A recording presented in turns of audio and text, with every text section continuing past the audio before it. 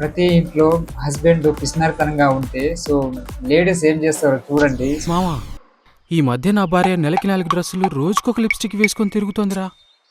నేను డబ్బులే ఇవ్వను, మరెలా? బ్రోటీ మళ్ళీ కొత్త బట్టలా? ఇవెప్పుడు తీసుకున్నావు? అక్క కొనిచ్చింది.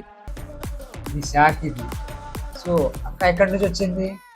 అక్క ఎక్కడి నుంచి పైసలు తీసుకొచ్చింది? అడిగినప్పుడల్లా ఇలా చెప్తుందిరా. వాళ్ళ అక్కని చూస్తే రోజు చిరిగిపోయిన బట్టలు వేసుకుని రోడ్ సైడ్ బజ్జీలు అమ్ముతూ ఉంటుంది. అక్క బజ్జీ సరిగ్గా ఉడకలే. రేయ్, నీ మాడిపోయిన మొహానికి ఇదే ఎక్కువ. తినేసెల్లో. అక్క డ్రెస్ చూస్తేనే మరి ఘోరంగా ఉంది. ఇక్కడ చెరుగుతున్నాయి, ఇక్కడ చెరుగుతున్నాయి. అక్క ఎక్కడి నుంచి పైసలు తీసుకొస్తుంది? ఏవండి, నేను బండి కడుగుతాను. మళ్ళీ కొత్త నైటి. ఇది ఎప్పుడు తీసుకున్నావు? చెప్పాను అక్క కొనిచ్చిందని.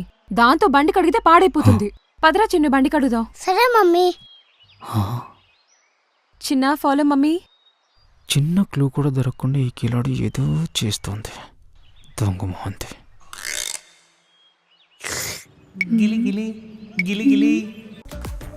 కొంచెం పెద్దగానే ప్లాన్ చేసింది. సో చూడండి ఏం చేస్తుంది. చిన్న, ఎవరైనా వస్తున్నారేమో చూడు.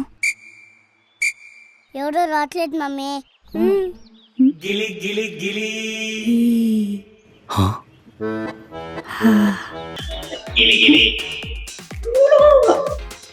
ఓర్ని దీనేశాలు. పోయి పోయి పెట్రోల్ ఎవరైనా దొంగతనం చేస్తారా? మరి ఇంత ప్రకృతి ఉండకూడదు కదా.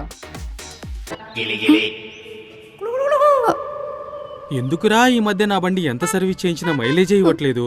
సిటీ 100 బండి లీటర్కి 20 కిలోమీటర్లే వస్తుందని టెన్షన్ పడి కంపెనీ వాళ్ళు కూడా మెయిల్ చేశాను కదే. ఏదో నెలకి 2 లీటర్లు అంతేనండి. మమ్మీ ఈ మధ్య రోజు బండి తోడుస్తున్నావు కదా. నూరు ముయ్యరా.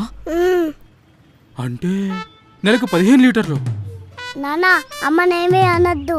రోజు నాకు కమిషన్ కింద డైరీ మిల్క్ చాక్లెట్ కొనిస్తుంది. కమిషన్ కింద డైరీ మిల్క్ చాక్లెట్ వానికి. వా గ్రేట్. లేడీస్ అంటే నాకు నువ్వు పెట్రోల్ కొట్టేసిన కూడా బాధ అనిపించలేదే.